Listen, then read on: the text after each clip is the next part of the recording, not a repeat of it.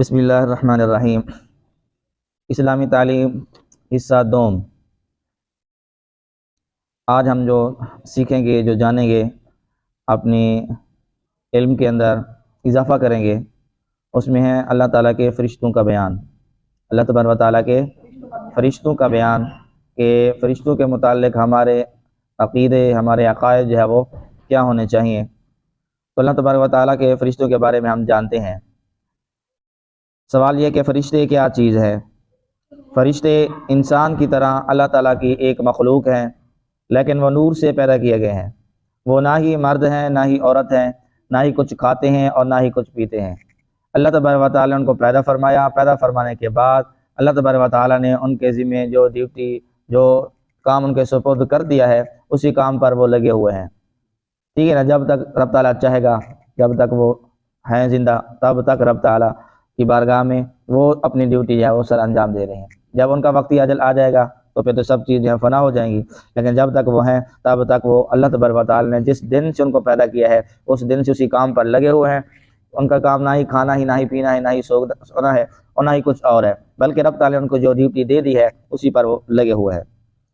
کچھ فرشتے بندوں کا اچھا برا عمل لکھنے پر مقرر ہیں۔ اللہ تعالیٰ کے کچھ فرشتے ایسے ہیں جن کی ڈیوٹی رب تعالیٰ نے یہ لگائی ہے کہ بندوں کے اوپر وہ مقرر ہے کہ بندے جو بھی عمل کرتے ہیں، چاہے وہ اچھا عمل کرتے ہیں تو وہ لکھ لیتے ہیں، برا عمل کرتے ہیں تو پھر بھی وہ لکھ لیتے ہیں۔ ان کا کام یہی ہے، ڈیوٹی یہی ہے۔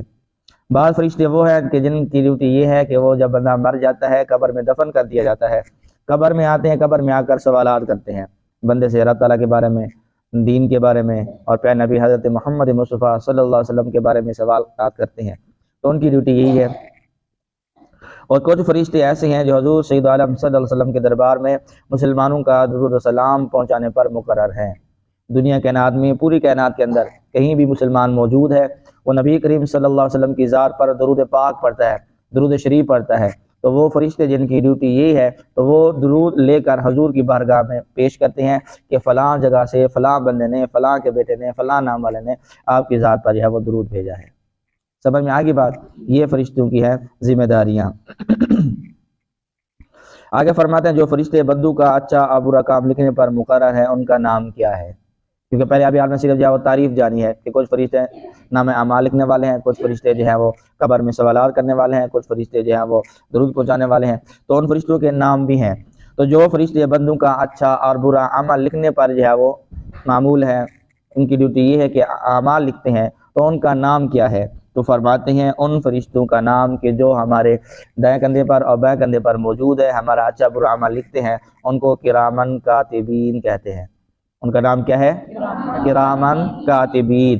جب بھی کرامن کاتبین کا لفظ سامنے آیا تو سمجھ جائیں کہ یہ وہ فرشتے ہیں جو ہمارا اعمال نامہ لکھتے ہیں، جو ہمارے اعمال لکھتے ہیں، اچھا برا عمل لکھتے ہیں، تو ان کو کرامن کاتبین کہتے ہیں۔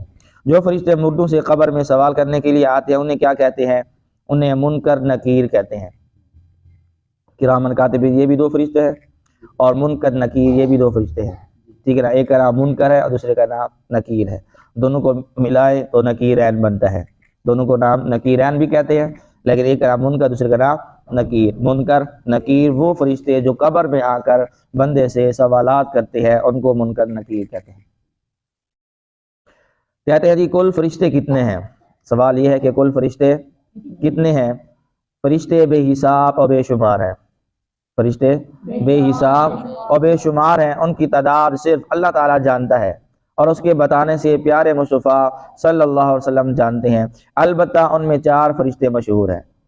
پہلی بار یہ بتا دی کہ فرشتے بے حساب بے شمار ہیں، ان کی گنتی کسی کو معلوم نہیں، کسی کے پاس نہیں، اس کا علم اللہ تبارک و تعالیٰ ہی جانتا ہے کہ اس نے کتنے فرشتے جو وہ پیدا فرمائے ہیں۔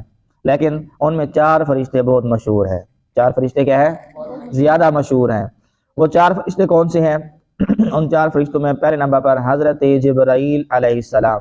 حضرت جبرائیل علیہ السلام جو اللہ تعالیٰ کی کتابیں، ان کے احکام پیغمبروں تک پہنچاتے ہیں، پیغمبروں تک پہنچاتے ہیں، یعنی کہ وحی لانے پر مقرر ہے۔ کون؟ حضرت جبرائیل علیہ السلام۔ رب تعالیٰ ان کو کوئی پیغام دیتا ہے، کوئی وحی دیتا ہے، تو وہ لے کر نبی کے بارگاہ میں پہنچ جاتے ہیں، پھر وہاں سے جو ہے وہ رب کی بارگاہ میں جو ملتا ہے وہ لے کر جاتے ہیں۔ تو ان کی ڈیوٹی یہی ہے کہ وہ انبیاء کرام کے پاس رب کا پیغام پہنچاتے ہیں، یعنی کہ وحی لاتے ہیں۔ دوسرے نمبر پر حضرت اسرافیل علیہ السلام، جو قیامت کے دن سور پھونکیں گے۔ اب دیکھیں جب سے حضرت اسرافیل پیدا ہوا ہے، رب تعالیٰ کو پیدا کیا ہے، اسی دن سے وہ سور پھونکنے کی جو چیز ہے، جو آلہ ہے، اس کو منہ میں لے کر بیٹھے ہوئے ہیں۔ اب پتہ نہیں کب قیامت آئے گی، اللہ جانتا ہے۔ تو جب قیامت آئے گی ان کو حکم ہوگا کہ سور پھونکیں، وہ سور پھونکیں گے، سب کچھ فنا ہو جائے گا۔ کل من علیہا فان ویبقی وجہ ربک ذو الجلال والاکرام، رب تعالیٰ کی ذات باقی رہے گی، باقی سب کچھ جو ہے وہ کیا ہو جائے گا، فنا ہو جائے گا۔ تو جب سے پیدا ہوا ہے اسرافیل وہ پھونکنے کے لیے تیار بیٹھے ہوئے ہیں، تو ان کی ڈیوٹی یہی ہے۔ تیسرے نمبر پر حضرت میکائیل علیہ السلام، جو پانی برسانے اور روزی پہنچانے پر مقرر ہے، کہ جہاں پر بارش ہونی ہوتی ہے ان کی ڈیوٹی یہ ہے، تو بادلوں کو لے کر جاتے ہیں، انتظامات وہ یہ سنبھالتے ہیں۔ حقیقی بارش برسانے والا، سارے کام کرنے والی جو ذات ہے وہ اللہ تعالیٰ کی ہے، لیکن اللہ تبارک و تعالیٰ نے اپنے فرشتے کی جو ہے وہ ڈیوٹیاں لگائی ہوئی ہے۔ تو حضرت میکائیل علیہ السلام پانی برسانے یعنی کہ بارش برسانے پر اور روزی پہنچانے پر مقرر ہیں۔ اور چوتھے نمبر حضرت اسرائیل علیہ السلام، جو لوگوں کی جان نکالنے پر مقرر ہیں۔ دنیا کائنات کے اندر جس کو بھی موت آتی ہے تو اس کے جسم سے روح نکلتی ہے، پھر بندے کو موت آ جاتی ہے۔ جب تک ہمارے جسم کے اندر، ہمارے بدن کے اندر روح موجود ہے اس وقت تک ہم زندہ ہیں۔ جب ہمارا وقت پورا ہو جاتا ہے، وقت اجل آ جاتا ہے، جو رب تعالیٰ نے ہماری عمر لکھ دی ہے وہ پوری ہو جاتی ہے، تو پھر حضرت اسرائیل علیہ السلام رب تعالیٰ کے حکم سے آ جاتے ہیں اور ہمارے جسم کے اندر جو روح ہے اس کو نکالتے ہیں۔ تو جیسے ہی روح نکل جاتی ہے بندہ جو ہے وہ فوت ہو جاتا ہے۔ سمجھ میں آئے گی بات؟ تو یہ کام کون کرتا ہے؟ حضرت اسرائیل علیہ السلام۔ سمجھ میں آئے گی بات؟ نہیں آئی؟ تو یہ ہے فرشتے کے متعلق ہمارے عقائد۔